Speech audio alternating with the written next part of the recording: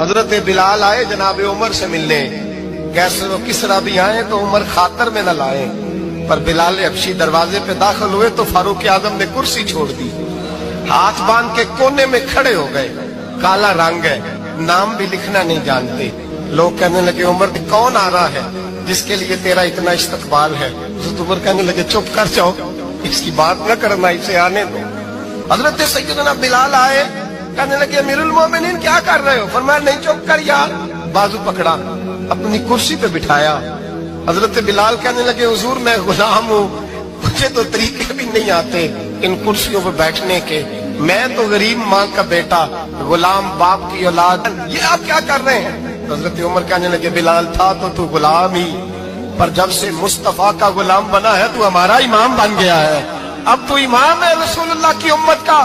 فرمایا وہ مجھے دن یاد ہے جب مکہ فتح ہوا تھا، بت ٹوٹ گئے تھے، بڑے بڑے سردار تھے، اور میرے نبی نے فرمایا بلال سے کہو کعبے کی چھت پہ چڑھ کے اذان دے، تو لوگوں نے کہا حضور یہ سارے جل گئے ہیں، کسی اور کی ڈیوٹی لگا دے۔ حضور نے فرمایا چپ کرو، بدر میں مار کھا کے اذان پڑے تو بلال، احد میں پتھر برسے اذان پڑے تو بلال، تپتے صحراؤں میں پڑے تو بلال، ہر جگہ مار کھائے تو بلال، اور آج اگر اللہ نے عزت دی ہے تو میں لوگوں کو دیکھ کے بلال کو عزت نہ دوں؟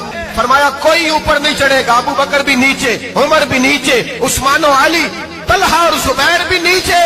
آج یہ حبشی غلام کعبے کی چھت پہ چڑھے گا اور میں دنیا کو بتاؤں گا کہ اصل عزت اسی کے پاس ہوتی ہے جو رسول اللہ کا غلام ہوا۔